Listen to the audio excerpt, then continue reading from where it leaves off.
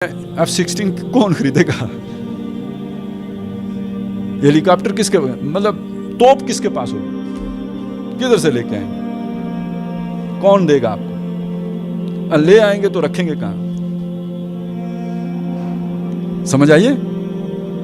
तो ये मुमकिन ही नहीं रहा कि आपके पास वो वसाइल आए कि बज़ाहिर आवाल भी ये नजर आए कि आप ओवरकम कर सकते, शिकस्त दे सकते हैं, दे ही नहीं सकते।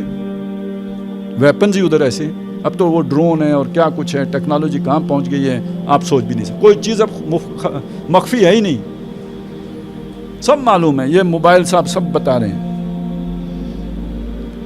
अब कोई CID वाले को यहाँ बैठने की ज़रूरत नहीं है, तकरीर वैसे ही जा रही है, समझ गए ना। अब दौर ऐसा आ गया है। इसके साथ साथ ये बात भी समझ लीजिए कि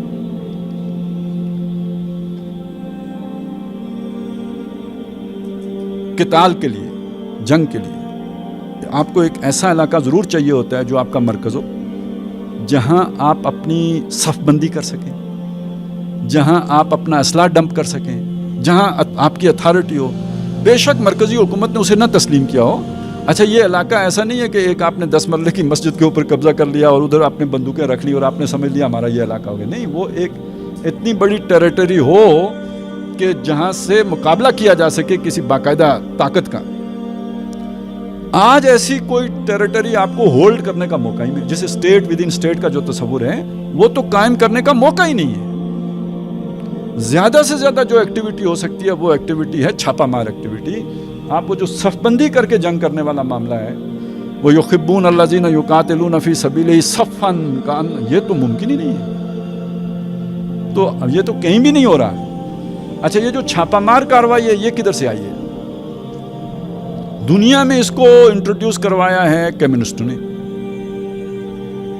रशियंस ने, और हमने फिर उधर से वो ले और सुन्नत से एक दो वाक़े पकड़ के खींच के ज़बरदस्ती जो है ना, जैसे जूता फिट ना आ रहा हो फिर भी पाउंड जो है ना घुसेड़ के पूरा कर लिया जाए, इस तरह वो फिट कर दिए। वो अबू जुंदल और अबू बसीर वाले वाक़यात देखिए, उसको भी ज़रा समझ लीजिए वो क्या वाक़यात हैं। ये एक साहबी हैं अबू जंदल रज़ी अल्लाह ताला अन्हु। जब सुलह हुदैबिया हुई ना, ये फैसला हो गया कि मक्के से अगर कोई हिजरत करके मदीने आएगा तो उसे वापस किया जाएगा। जो ही उसका दस्तखत हुए उसी मौके पे वो जंजीरें तोड़ के वहाँ पे पहुँचे।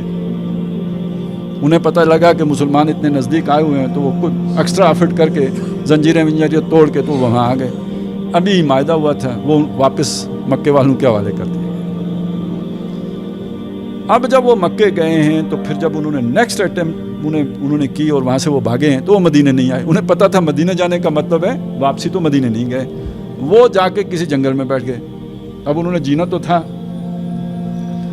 था, तो अब उन्होंने ये काम किया कि जो भी वहाँ से गुजरता था ना कुरैश का लश्कर, उसे लूट लेते थे।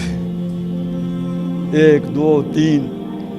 अच्छा, ये इस काम में लगे हुए थे कि एक और साहबी वहाँ से भागे, अबू बसीर, वो पहुँच गए हुजूर के पास। यहाँ उनके पीछे वो आ गए, उनको लेने वाले, हुजूर ने उनके वापस हवाले कर दिया।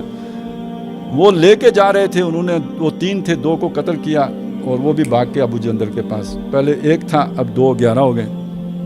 उन्होंने खूब कार्रवाइयाँ डाली, यहाँ तक कि कुरैश ने खुद हाथ बांध कर वो जो शिक थी उन्होंने कहा जी हम तौबा करते हैं, इनको आप संभालें, ठीक है। उनको नबी सल्लल्लाहु अलैहि वसल्लम ने आप अपने नज़म में ले लिया और अब वो कार्रवाइयाँ ख़त्म हो गई, यानी उनकी जान बच गई। ये एक दरमियान का दौर है। आप इसे क्या कहेंगे? इसे सुन्नत कहेंगे? नहीं, ये कोई शरई हुक्म है। साफ मालूम होता है कि एक इज़्तिरारी कैफियत है, एक आदमी की जान पे बनी हुई है। वो अपनी जान की दिफा में जो भी कार्रवाई, वो अल्लाह ताला ने एक तकवीन की सतह पर उसको उसके हक़ में ऐसा मोड़ दिया कि जिसके नतीजे में वो उनकी ज़िंदगी भी बच गई और वो शिक भी ख़त्म हो गई जो ज़ालिमाना शिक थी। ये तो अल्लाह की स्कीम का मामला हो गया। लेकिन जो तशरीई सतह पर जो उस फर्द का काम है, वो तो एक इज़्तिरार का काम है। उसके लिए कोई ना इज्तिहाद की गुंजाइश है, ना उसके लिए कोई जो है ना वो सही लाया, वो तो एक जान बचाने के अमल से दो चार है। उस पर आप एक पूरी स्ट्रेटेजी कैसे बिल्ड कर सकते हैं भाई? एक मनहज और मिनहाज कैसे अखज़ कर सकते हैं उससे? وہ تو آپ کو رسول اللہ سے کرنا ہے.